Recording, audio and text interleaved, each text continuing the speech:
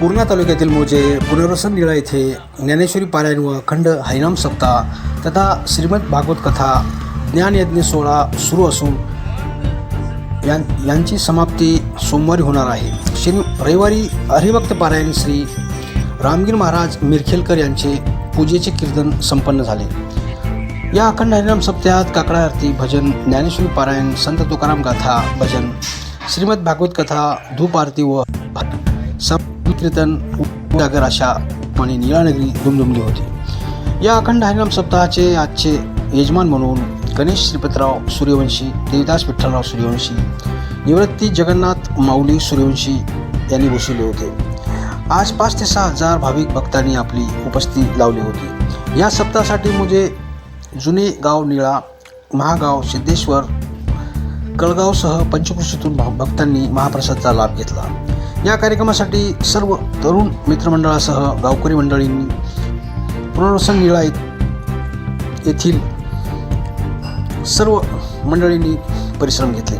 अत्यंत भक्तिभाव वातावरणात हा सोहळा मोठ्या दिमाखात पार पडला.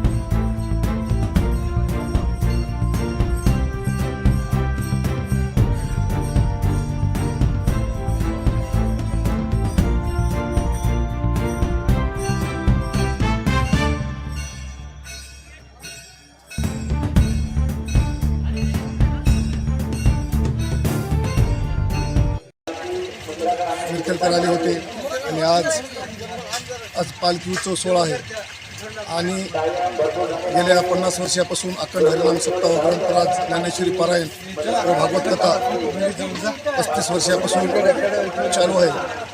35 वर्षापासून परंपरा चालू आहे. आज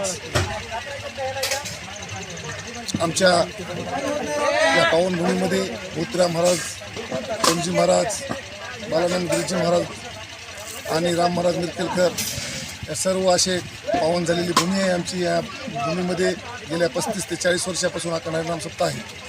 आज एक 7वा दिवस पालखीचा आणि उद्या सांगता आहे. त्यानिमित्त आज संध्याकाळी माऊली महाराज सिंदीकर यांचं 9 ते 11 कीर्तन आहे. या कीर्तनाचा लाभ घेण्यासाठी सर्व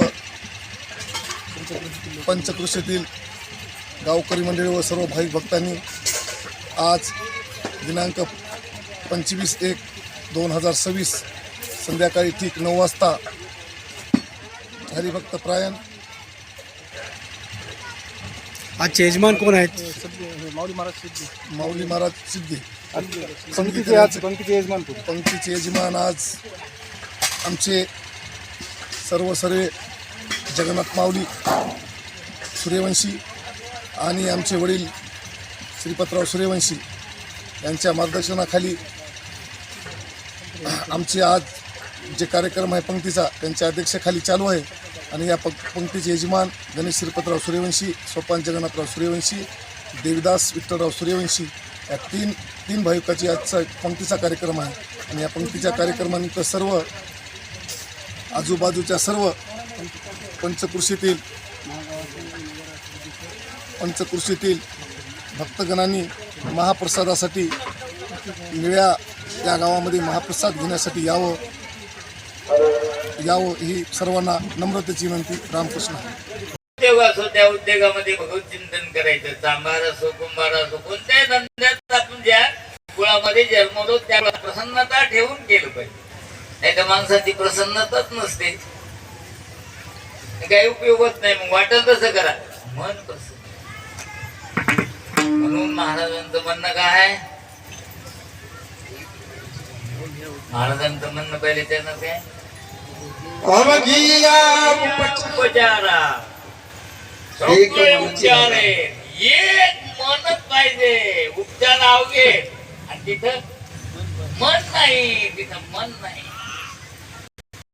अभंग पटले म्हणजे माणसाला गाणाऱ्याला आनंद वाटतो, गावा म्हणून वाटते, श्रोत्याला सुद्धा वाटते काय मला ऐकायचे. आता मी जास्त बोलत नाही. त्याच्यामध्ये श्रोते जे माणसं असतात ना, माता वर्ग असो पुरुष असो, ते फार